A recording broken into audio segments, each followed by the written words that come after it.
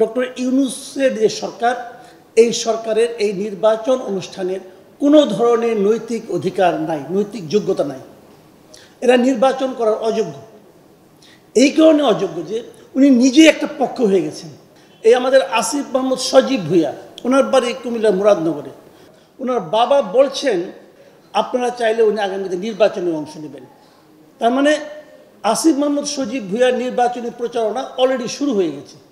যারা দায়িত্বে আছেন তারা নিজেদের আখের গোছানোর চেষ্টা করছেন। এই নির্বাচনটা নিয়ে কিন্তু গত 17 বছর ধরে 16 বছর ধরে এই একটা আলোচনাই হচ্ছে যে নির্বাচনটা কীভাবে হবে, এবং সবার যেটা কমন বক্তব্য সেটা হলো নির্বাচনটা হতে হবে একটা তত্ত্বাবধায়ক সরকারের অধীনে। তত্ত্বাবধায়ক সরকার মানে মূল কনসেপ্টটা কি, যে নির্বাচনের সময় আমাদের পারস্পরিক অবিশ্বাস এতটাই উচ্চে উঠে গেছে, এতটাই তীব্র হয়ে গেছে, আমরা বলেছি যে নির্বাচনের সময় সরকারে এমন একটা সরকার থাকবে যে সরকারটা নিজে নির্বাচনে অংশ নেবে না, অথবা যারা নির্বাচনে অংশ নেবে তাদের কারো প্রতি এই সরকারের কোনো ধরনের ব্যক্তিগত রাগ, অনুরাগ বা বিরাগ থাকবে না। এটাই হলো তত্ত্বাবধায়ক সরকারের মূল কনসেপ্ট। এখন যে বাস্তবতায় আমরা আছি, আমি মনে করি ডক্টর ইউনূসের যে সরকার, এই সরকারের এই নির্বাচন অনুষ্ঠানের কোনো ধরনের নৈতিক অধিকার নাই, নৈতিক যোগ্যতা নাই। এরা নির্বাচন করার অযোগ্য।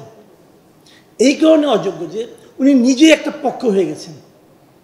উনি ফিনান্সিয়াল টাইমসের কাছে নিজে স্পষ্ট বলেছেন উনি ছাত্রদের একটা ছাত্রদেরকে একটা রাজনৈতিক দল করার জন্য উনি তাদেরকে উৎসাহ দিয়েছেন, প্ররোচনা দিয়েছেন। ছাত্ররা বলেছিল যে আমাদের তো কেউ চেনে না, আমরা কি একটা আসনও পাবো? উনি পাল্টা বলেছেন তোমাদের সারা দেশের লোক চেনে, তোমরা একটা রাজনৈতিক দল করো। তো উনি যদি একটা রাজনৈতিক দল করার জন্য উনি প্ররোচিত করে থাকেন, তাহলে সেই দলের প্রতি ওনার কি কোনো সিম্প্যাথি, কোনো ভালোবাসা, কোনো ফিলিংস কাজ করবে না? অবশ্যই করবে। তাহলে যদি সেটা করে তাহলে উনি কিভাবে এই ছাত্রদের দলটা যখন নির্বাচনে অংশ নেবে সেই নির্বাচন পরিচালনা করার নৈতিক অধিকার রাখবেন? আমরা এরই মধ্যে দেখতে পাচ্ছি, কালকে আমি একটা ভিডিও দেখলাম, এই আমাদের আসিফ মাহমুদ সজীব ভূঁইয়া, ওনার বাড়ি কুমিল্লার মুরাদনগরে। এখানে ওনার বাবার একটা ভিডিও দেখলাম। ওনার বাবা বলছেন যে এখানে এই মুরাদনগরে এতগুলি মসজিদে 10 লক্ষ টাকা আমার ছেলে দিয়েছে। ওনার বাবা এভাবে উচ্চারণ করেছেন দেশের সবচেয়ে গুরুত্বপূর্ণ মন্ত্রণালয়ের দায়িত্বে আছে আমার ছেলে। মন্ত্রণালয়ের মধ্যে যাবে গুরুত্বপূর্ণ অগুরুত্বপূর্ণ এটা উনি বুঝেন। সবচেয়ে গুরুত্বপূর্ণ মন্ত্রণালয়ের দায়িত্বে আছেন আমার ছেলে, এবং এই উপজেলাকে উনি আধুনিক করে দেবেন। আপনারা চাইলে উনি আগামীতে নির্বাচনে অংশ নেবেন। তার মানে আসিফ মাহমুদ সজীব ভূঁইয়ার নির্বাচনী প্রচারণা অলরেডি শুরু হয়ে গেছে। আমি জানি না নির্বাচন হবে কিনা, হলে কীভাবে হবে, হলে কারা আসবে, কিন্তু আমরা একটা জিনিস তো চাই যে এমন একটা দল ক্ষমতায় আসুক যাদের নাকি যাদের প্রতি সমর্থন থাকবে, জনগণের সমর্থনের জোরে তারা ক্ষমতায় আসবে।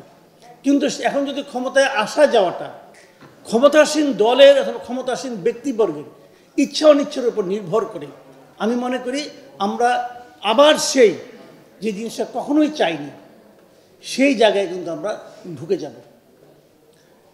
যে জিনিসটা এখানে বলা হয়েছে যে জনগণ কোথায়, ছাত্ররা কোথায়, ছাত্রদের থাকার কথা এখন ক্লাসরুমে, বাট ছাত্রদের মধ্যে অধিকাংশই ক্লাসরুমে আছে, কেউ কেউ নেই।